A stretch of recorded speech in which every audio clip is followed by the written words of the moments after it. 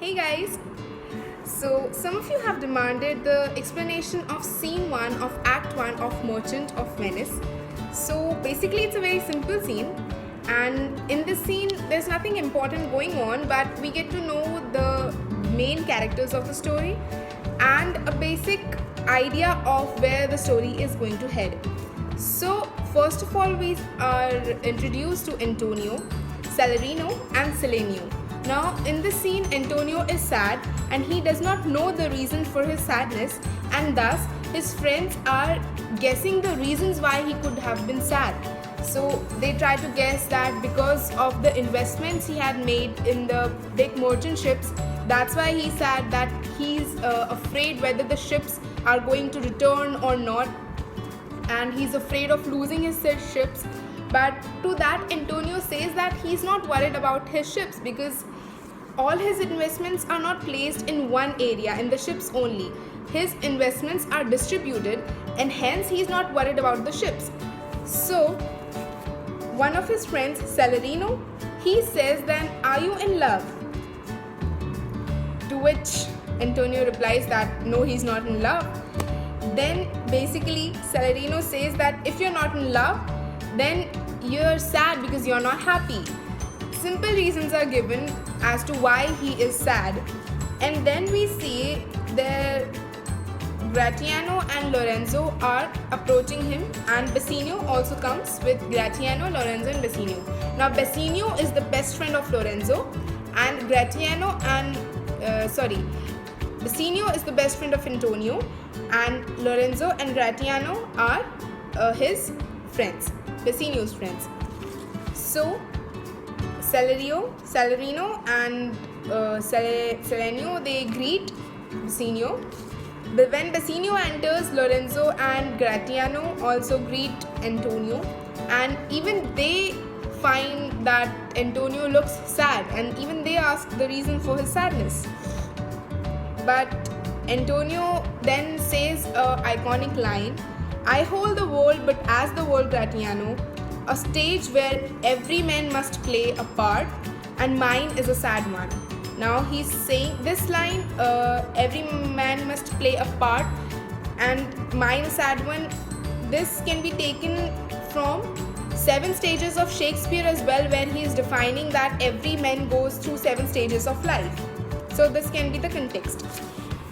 And then Gratiano starts with his foolish talks. Now we know that Gratiano is a character who speaks rubbish totally.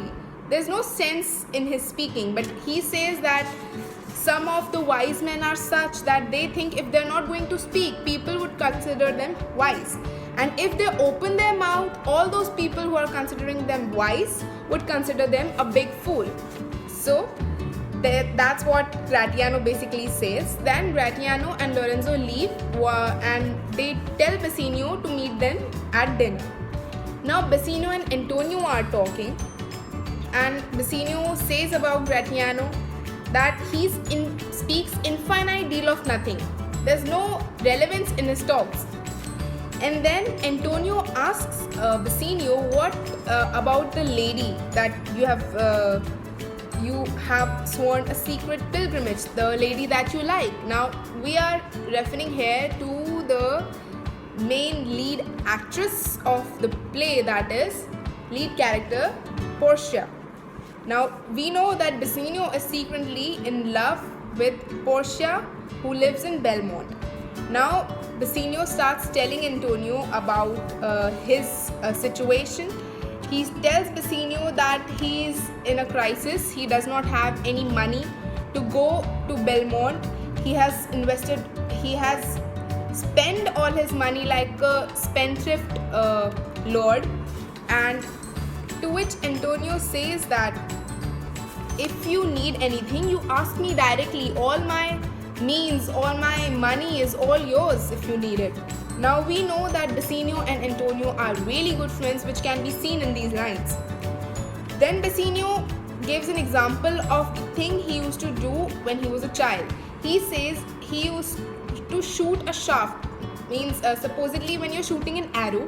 He says when he used to lose the arrow he had shot, he would shoot another arrow in the same direction, and this time he'd be very careful and observant where he was shooting the arrow, and in the process of finding the second arrow he would mostly find the first one also.